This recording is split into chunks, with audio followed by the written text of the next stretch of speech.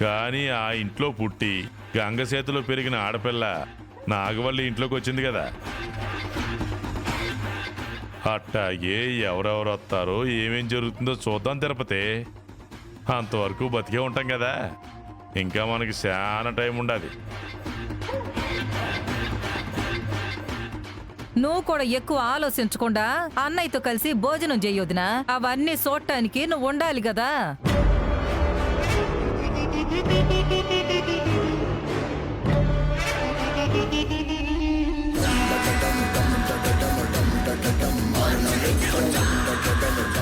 తినన్నా తినన్నా.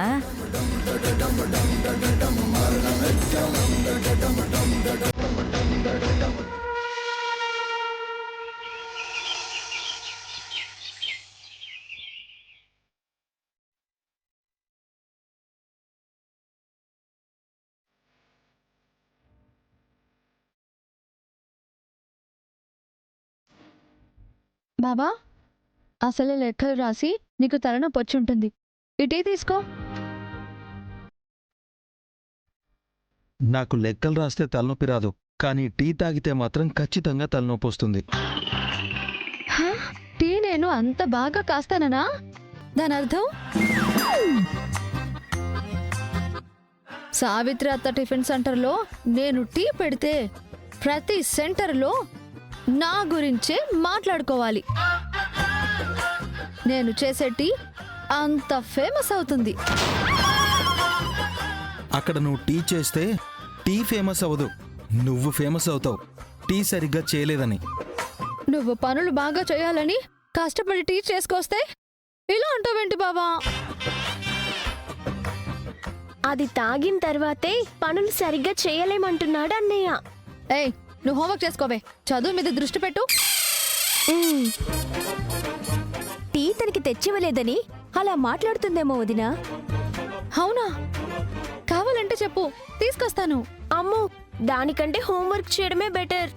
ఏయ్, శివ చేసే టీని మరీ అంత తక్కువ అంచనా వేయకు. టిఫిన్ అంటే కొంచెం కష్టం, కానీ టీ బానే పెడుతుంది. అవునా?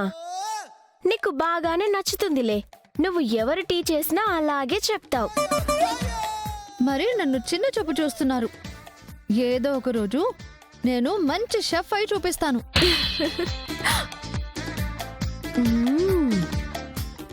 నువ్వు పోలీస్ అయింది చాలు, చెఫ్ అవ్వాల్సిన అవసరం లేదు. ఉన్న ఉద్యోగం బాగా చేసుకుంటే నాకు అదే సంతోషం.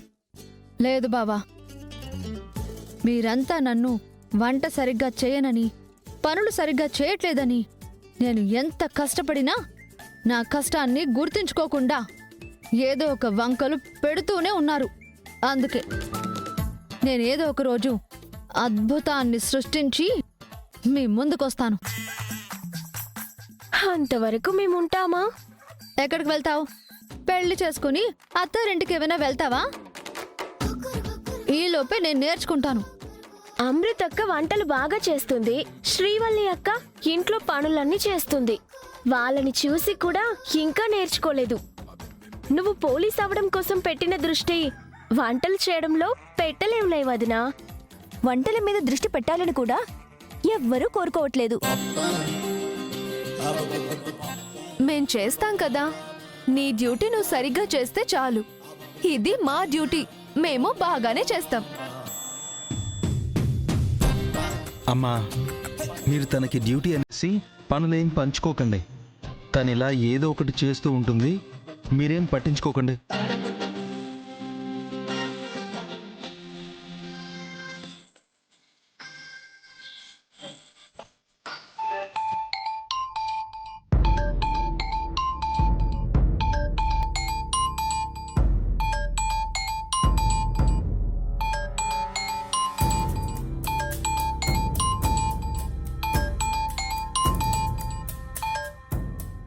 అన్నయ్య, ఏంటి విశేషాలు?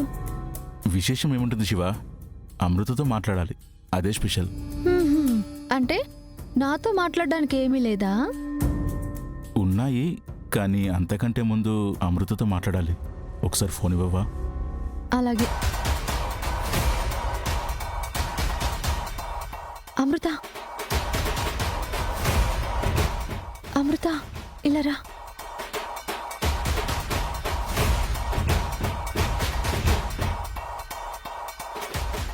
వదినా ఏమైంది వదినా?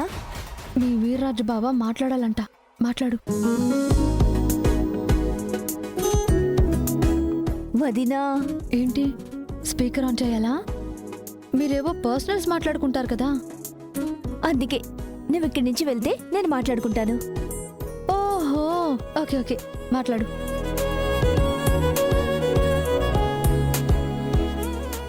బావా చెప్పు. నీతో మాట్లాడాలనిపించింది అమృత, చూడాలని కూడా అనిపిస్తుంది అనుకో. కానీ ఏం చేస్తాం, నువ్వు అక్కడ నేను ఇక్కడ కదా. ఈ దూరం ఎంత తొందరగా వీలైతే అంత తొందరగా తగ్గించే ప్లాన్ చేయాలి. ఎలా చేస్తావు బావా? నువ్వు మీ అన్నయ్యతో చెప్పేయచ్చు కదా. మహా అయితే ఒకరోజు గొడవ అవుతుంది, రెండో రోజు ఆల్రెడీ మన పెళ్ళి అయిపోయింది కాబట్టి ఇక అదే అవుతుంది. అదా? అదే అంటే ఏంటి బావా? అదంటే అదే, పెళ్లి తర్వాత ముహూర్తం పెడతారు కదా, అదే. ఛీ, నువ్వు ఇలా మాట్లాడితే ఫోన్ కూడా మాట్లాడు బావా. ఉంటాను.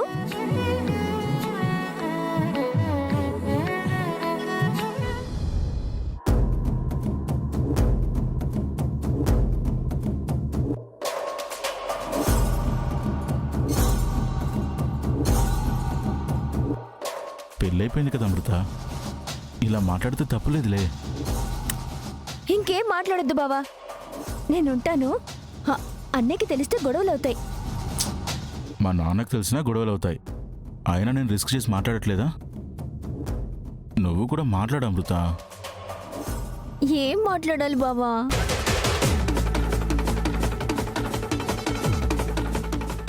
ఏదో ఒకటి మాట్లాడు, ఫోన్ చేశాక మాట్లాడాలి కదా. తిన్నావా? అబ్బా ఇలాంటివి కాదు, రొమాంటిక్గా మాట్లాడు. రొమాంటిక్ అంటే ఏంటి బావా? ముద్దు ముచ్చట.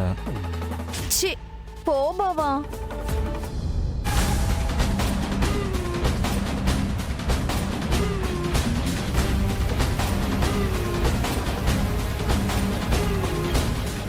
నువ్వా? అవును. బావా అంటున్నావు? బావా అని నిన్నే పిలిచాను. మా చెల్లి అమృత మాట్లాడినట్టుగా అనిపించింది, పో బావా అన్నట్టుగా కూడా వినిపించింది. మీ చెల్లి బావా అని ఎందుకు అంటుందయ్యా? కుముదవల్లి అంటే అర్థం ఉంది, అమృత ఎందుకంటుంది? అయినా నేను పో బావా అనలేదు, రా బావా అన్నాను. నేనంటే ప్రేమ తక్కువ కదా, నీకు అలా వినిపించిందేమో.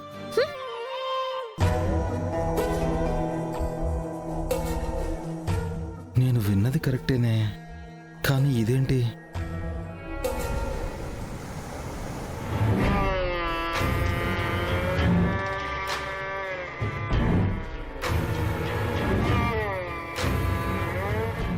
ఈ తమలపాకులు మన తోటలోయేనా అన్నా?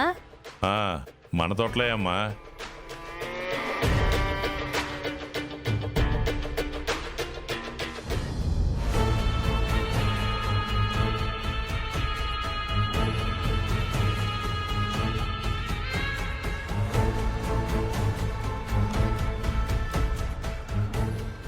నీతులు చెప్పే 3 కోతులు కూర్చున్నట్టు ఈ ముగ్గురు సరిపోయారు. కాకపోతే వీళ్ళు నీతులు చెప్పడం కాదు కదా, అవినీతికి పాల్పడే మనుషులు.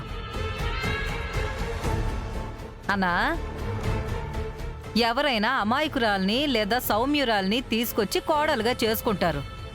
నువ్వేందన్నా ఏకంగా బాక్సర్నే తీసుకొచ్చి కోడలుగా చేసుకున్నావు? నేనెక్కడ తెచ్చుకున్నానమ్మా, అబ్బోడు పొగలో పసుపుతాడు మూడేశాడు, ఆడికి ఇప్పుడు అది ఉడతాడులాగా బిగించుకుంది.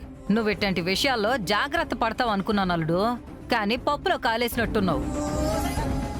నువ్వన్నట్టే నేను సున్నితమైన సౌమ్యమైన శ్రీవల్లి మీదే మనసు పడ్డానత్త.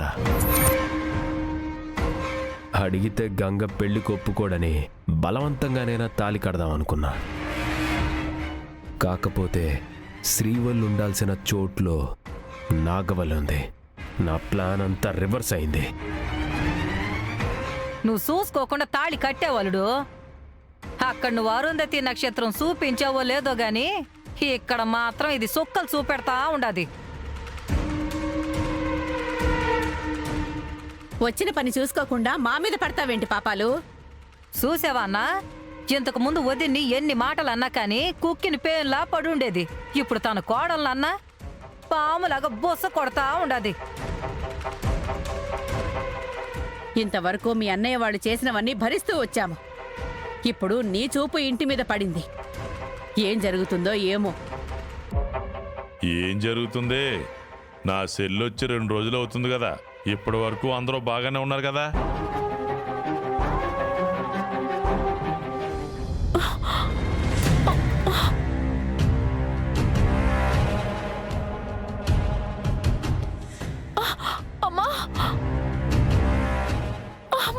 నాగవల్లి, ఏమైందమ్మా? కడుపు పట్టుకున్నట్టుగా ఉందత్తయ్య.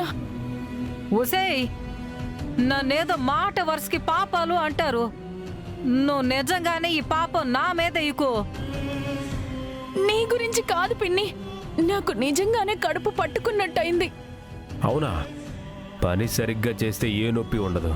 నువ్వు అడ్డదిడ్డంగా మెక్కేసి మా మీద మండిపడితే ఇదిగో ఇలాగే బాధపడాల్సి వస్తుంది. ఒరేయ్, కడుపుతో ఉన్న భార్యతో మాట్లాడాల్సిన మాటలేనా ఇవి? అయినా నిన్ను పనులు చేయొద్దని చెప్పాను కదా నాగవల్లి. మామయ్య చేసిన పిచ్చి పనికి నువ్వు పని చేయకుండా ఉన్నావు కదత్తయ్య. నా మొగుడు నన్ను తల్లిని చేశాడు కదా అని కూర్చుండిపోతే ఈ పనులన్నీ ఎవరు చేస్తారు? నువ్వేదో ఈ ఇంటి భారం భుజాల మీద మోస్తున్నట్టు చెప్పొద్దమ్మా. నువ్వు చేసేది ఇంట్లో పాచి పనే. నువ్వే ఇల్లేం కట్టట్లేదు. ఇలాంటి వాళ్ళ కోసమా నువ్వు కష్టపడుతుంది? అయినా నువ్వు ఇంటి పనే కాదు, కడుపులో ఉన్న బిడ్డ గురించి కూడా ఆలోచించాలి కదా నాగవల్లి. అసలు ఈ నాగవల్లిని నమ్మడానికి లేదు. పని ఎక్కువైందనేసి నటిస్తుందేమో. ఒకసారి ఆలోచించండి.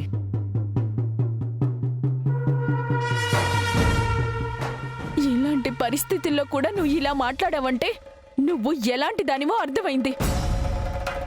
అందుకే దిక్కు దివానం లేకుండా పోయింది నీకు. ఏంటి మీద పడ్డావు? నేనేదో నీ ఇంట్లో పడి తింటున్నట్టు మాట్లాడతావేందే? ఇది మా అన్నిల్లు. నీకు పెళ్లి చేసి పంపించారు, అది నీ ఇల్లు. నీకు ఏ మాత్రం సిగ్గు శరం ఉన్నా ఇక్కడి నుంచి వెళ్ళిపో.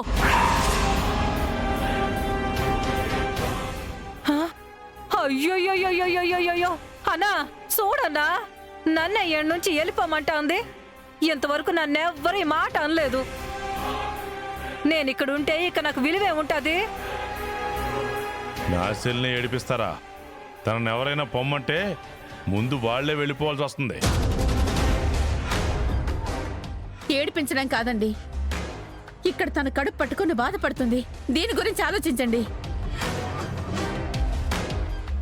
పిడికెడు వాము నోట్లో వేసుకొని వేడినీళ్ళు తాగితే పోయేదానికి ఎందుకమ్మా కంగారు పడతారు? ఒరేయ్, ఇది మామూలుగా వచ్చే కడుపు నొప్పి కాదురా. కడుపులో బిడ్డుండగా ఇలా ఇబ్బంది పడుతుంది అంటే జాగ్రత్త పడాలి. అయినా మరీ అంత నొప్పేం లేదులే అత్తయ్య. కడుపు పట్టుకున్నట్టు అనిపిస్తుంది అంతే. అయ్యో, ఎవరి దిష్టి పడిందో ఏంటో. పదమ్మా, దిష్టి తీస్తాను రా.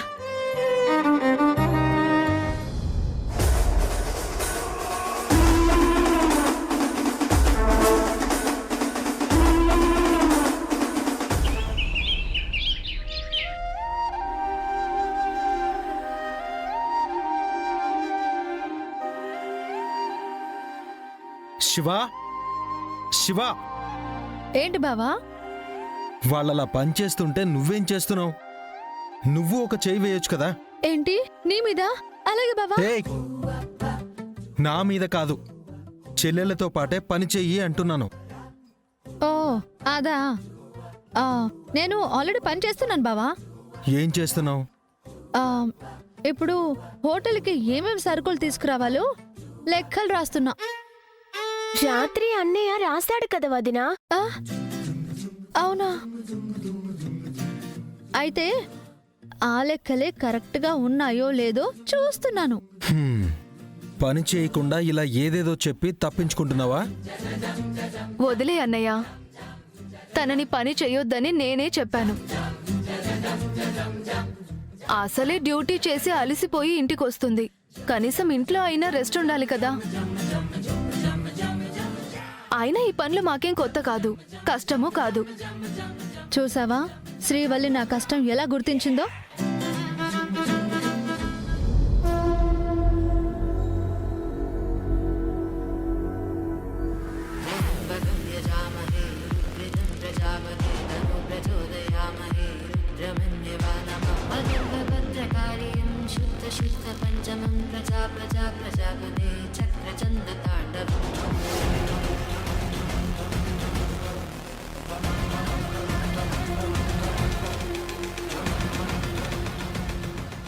అన్నయ్య హోటల్కి వెళ్లేలోపే త్వరగా వంట చేసేయాలి.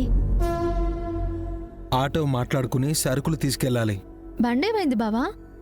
రిపేర్కి వచ్చింది. నీ మనసులాగే అన్నమాట. ఏంటి? ఏం లేదు, నా మనసేం బాగాలేదు అంటున్నాను. ఏమైంది? కనీసం మీ చెల్లెలు అర్థం చేసుకున్నంత అయినా నువ్వు అర్థం చేసుకోలేదు కదా, అందుకు. నీ మాటలు వింటే ఇలా ఎంతసేపు అయినా వసపెట్టలాగా వాగుతూనే ఉంటావు. డ్యూటీకి వెళ్ళాలి కదా, వెళ్ళి రెడీ అవ్వు, ఆటోలో దిగబెడతాను.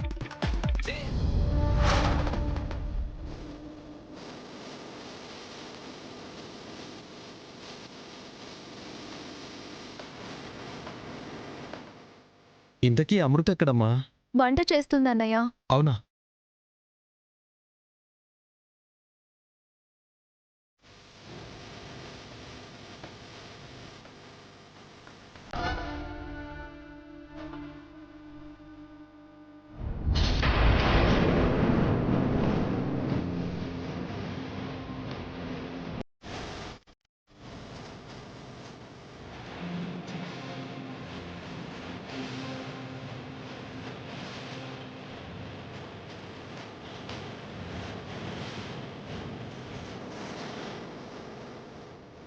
అమృత, అమృత!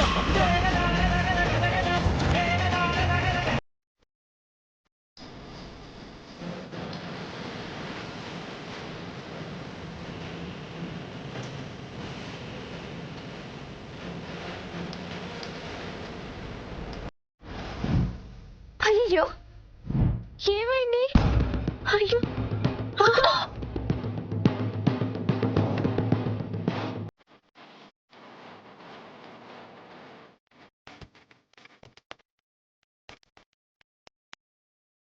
చూసుకోవాలి కదమ్మా. నేను రావడం ఆలస్యమై ఉంటే ఎంత పెద్ద ప్రమాదం జరిగి ఉండేది.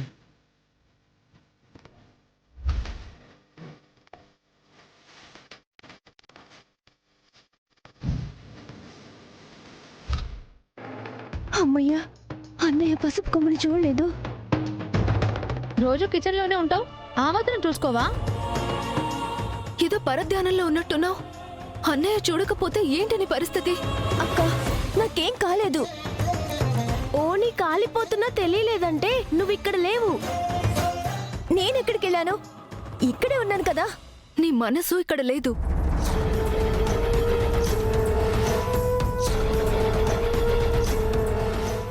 నిన్నటి నుండి దిగులుగా ఉంది.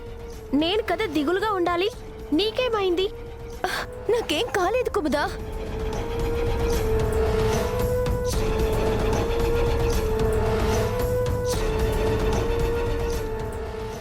నిన్ననే అడగాలనుకున్నాను. మెల్ల ఆ పసుపు దారమేంటి?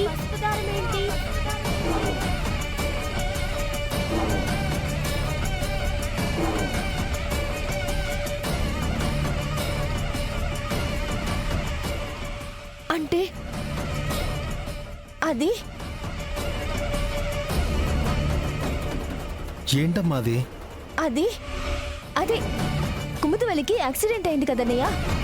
తనకేం కాకూడదని నేను పైడి తెల్లమ్మకి మొక్కుకున్నాను.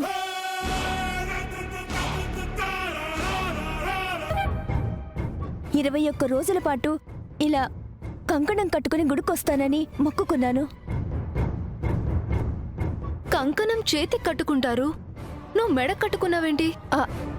అది అంటే అక్క, పసుపు తాడు ఇక్కడుండాలని పంతులు గారు చెప్పారక్క.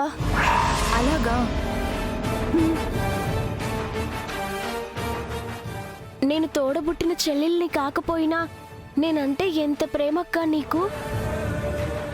21 రోజుల తర్వాత తీసేస్తావా? ఇది తీస్తే వీర్రాజు బావకి నాకు బంధం తీరిపోయినట్టు అవుతుంది.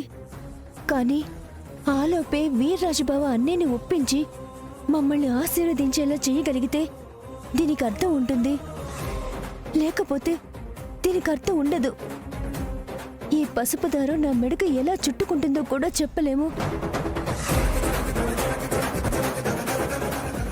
అమృత నిన్నే. వదిన, అది సరే సరే శివ, త్వరగా రెడీ అవ్వు, మనం సరుకులు తీసుకెళ్ళాలి. అలాగే.